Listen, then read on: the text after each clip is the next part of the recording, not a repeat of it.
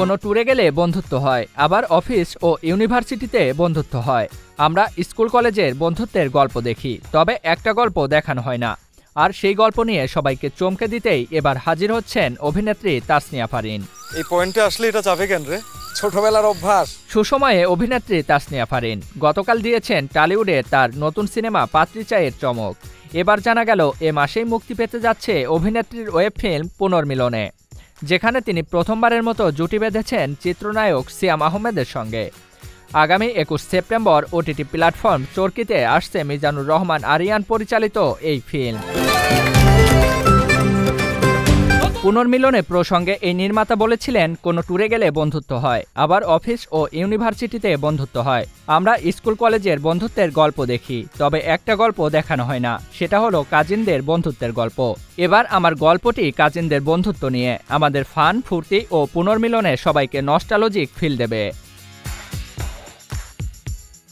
12 August সিনেমাটির teaser প্রকাশ্যে এলে আরিয়ানের এই কথারই আভাস মেলে, যেখানে অভিনয় শিল্পীদের হাসি, আড্ডা, উচ্ছলতা বিশেষভাবে নজর কেড়েছে দর্শকের। এই টিজারে জানা যায় সিনেমাটির মুক্তির বিষয়ে। এদিকে নিজ অভিনয় গুণে দর্শকদের মনে জায়গা করে নিয়েছেন তাসনিয়া ফারিন। নতুন এই কাজটি নিয়ে তার ভাষ্য, পুনর্মিলনে গল্প পড়ার পর দ্বিতীয়বার ভাবতে হয়নি আমাকে, নিজেকে গল্পের অংশ মনে হয়েছে। কাজটি নিয়ে বেশ উচ্ছ্বসিত অভিনেতা সিয়াম আহমেদও। এই সিনেমায় অভিনয়ের খবরে তিনি বলেছিলেন, পুনর্মিলনে একটি বন্ধুত্বের গল্প, ভালোবাসার গল্প, ফিরে আসার গল্প দেখানো হয়েছে। আমাদের দেশে ফিল গুড কাজ খুব কম হয়। আরিয়ান আমার চোখে এক অসাধারণ গল্পকথক। তার সঙ্গে আমার ছোট পর্দায় অল্প কিছু কাজ হয়েছে, কিন্তু আমি অবাক হই যে দর্শক আজও আমাদের প্রত্যেকটা কাজের কথা মনে রেখেছে।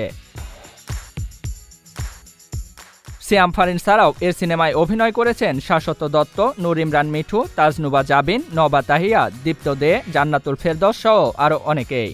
অন্যদিকে মঙ্গলবার প্রকাশ্যে এসেছে তাসনিয়া ফারিনের নতুন ছবির খবর। কলকাতার বিপ্লব গোস্বামীর ছবিতে অভিনয় করতে চলেছেন এই ঢাকাই অভিনেত্রী।